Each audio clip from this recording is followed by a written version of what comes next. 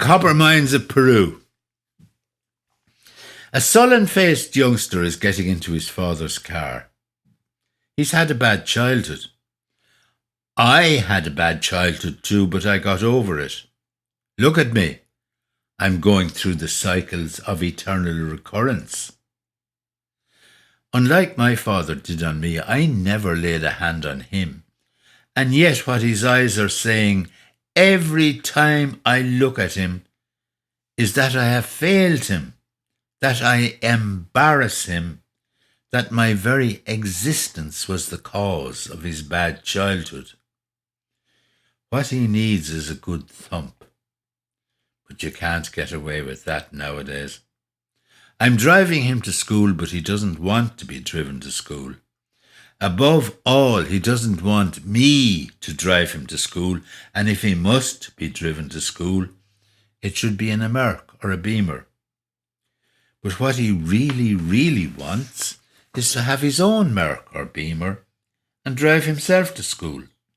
Would he be happy with that? No. There'd be something else biting him. Someday, one of his pals would descend to school in a helicopter. Then he'd want a fucking helicopter.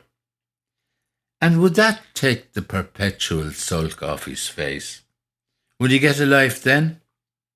You can be certain he wouldn't, because I'd buy him a shit helicopter, having mortgaged the house to pay for it, and sold my wife into slavery, and sent his younger brother and sister to work in the copper mines of Peru. While other fathers would buy his classmates brand new, classy, twin-jet engined helicopters, his would only be second-hand with a single piston engine, and not one of the girls in the school would ask him for a lift. And if I tried to reason with him, "Son, you can take it from me." "Oh, Jesus, not that again," he'd say. "Let me talk, you little brat," I'd say. And he'd throw his eyes to heaven, heaving a petulant sigh. "You can take it from me," I'd go on, "that if a girl likes you, really likes you, she won't care if your helicopter is shit. It's you, not your helicopter, she'll want. Your personality." "Tell that to the Marines," he'd say.